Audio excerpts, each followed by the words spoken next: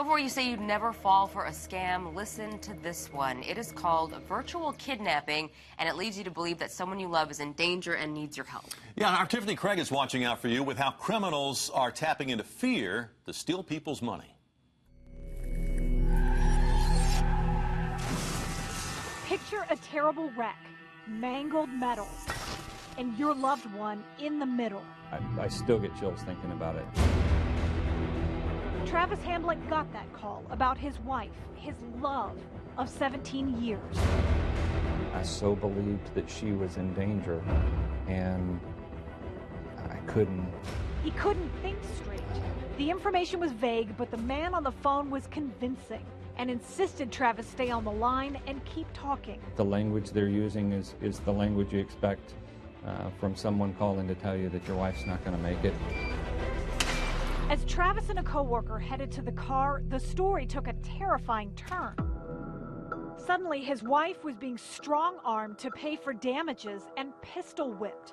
The caller now saying they're holding her for ransom. The only way we figure we're going to get our money is if you bring $5,000 or we're going to kill your wife. To keep track of his every move, the caller demanded something else. They wanted me to honk the horn when I got in the car. But something sounded off, and since he was afraid to hang up, Travis gestured to the coworker to call his wife. I heard her plain as day and say, "Yeah, I'm fine." Travis hung up. The 10-minute nightmare was over. Criminals are getting smarter these days.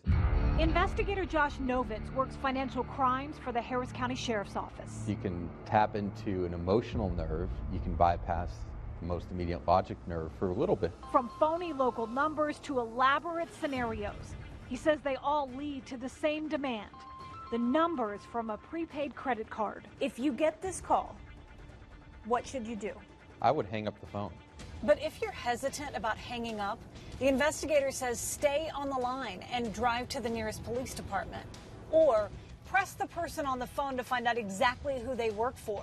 Hang up, find that business number, and dial it. Travis now realizes the scammers spread a wide net and strike a chord. Though every fiber of your body is screaming, "This doesn't make sense, I don't believe this," there's still that emotional part of you that says, yeah, but it could be. Because even though he didn't lose money, Travis lost something more valuable: Right. his trust.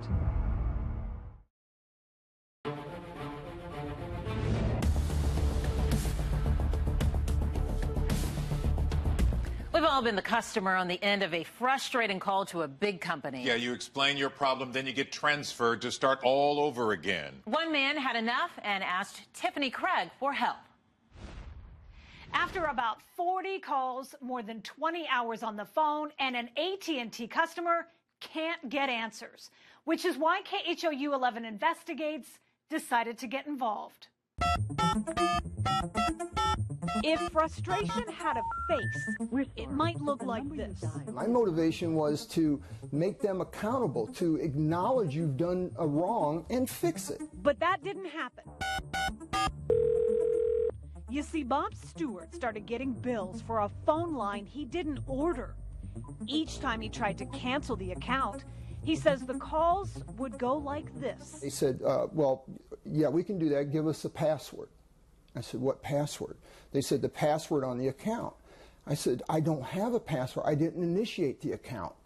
Well, we can't turn it off without a password. And so it went for about 40 calls, over 20 hours, and 0 answers. Bob had no idea how the account was opened, who was racking up charges. Oh, it's up to $210 now. $210.39 on an account that they can't find. This disabled veteran on a pension had no spare cash or patience, so he contacted KHOU 11 Investigates for help. It was your reputation that brought me to you. We emailed AT&T, and within a few days, Bob was surprised with a letter from the Office of the President. Per your request, this letter is to confirm the account reference above has been disconnected. The account has been credited to a 0 balance. After waiting through a few more billing cycles, Bob's confident the problem is finally fixed. What would the takeaway be for other consumers? The takeaway would be, in my eyes at this point, would be don't cave. If you're waiting for an explanation on that mystery account, so are we. AT&T fixed it, but told us they do not disclose private customer information. Bob even double-checked the number. We're sorry, you have reached a number that has been disconnected or is no longer... To make sure the hassle was really over. It's sad when you have to go that far to get something done, but you guys did it. You were able to stop it, and it stopped. So if you're ever in Bob's situation, and many of us have been, don't give up and keep calling. Be persistent. I cannot stress that enough. If you still can't get a result, the Better Business Bureau says file complaints with both the Federal Trade Commission and the Federal Communications Commission, and they can actually get in touch with them for you.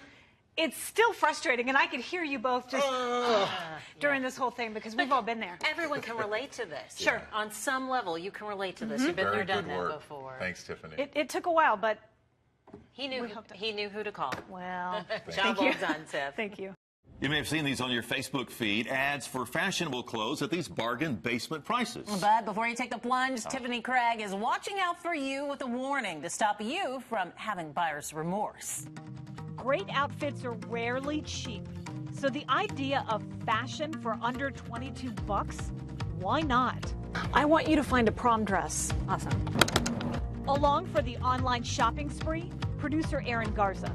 There's a lot of sheer going on. With great pictures and even better prices, Aaron orders from a site called Dress Lily for work, for the party, and for prom. Now I just need a date. Are you going to help me with that too? I'm getting a prom dress too from AliExpress, along with a few other items, plus one extra outfit from SammyDress.com. A month and a half later, 2 items are a no-show. Look at this big one. My prom dress. The rest are tightly wrapped for the long journey from China. I'm not really sure what this is. No. We use the fitting room at Carrie Ann Boutique in Uptown Park. Okay, so a skirt.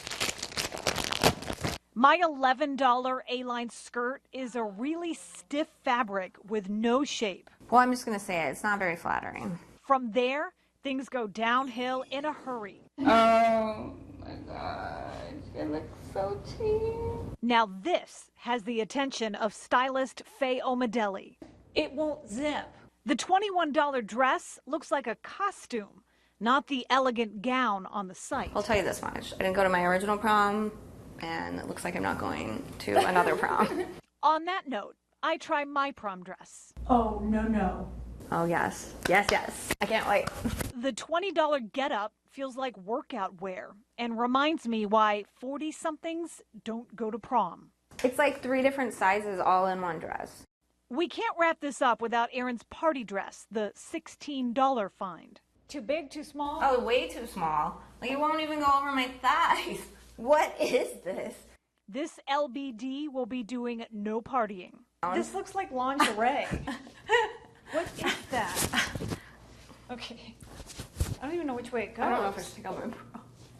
The dress is tiny, but Erin is a good sport and comes out. I mean, I'm down to party, but what is this? And this fashion fail comes as no surprise to Faye. They go and see styles that they like, and then they make it for dirt cheap. And then they sell it to you guys. There's no shortage of bad reviews and thousands of official complaints from disappointed women who wasted their money.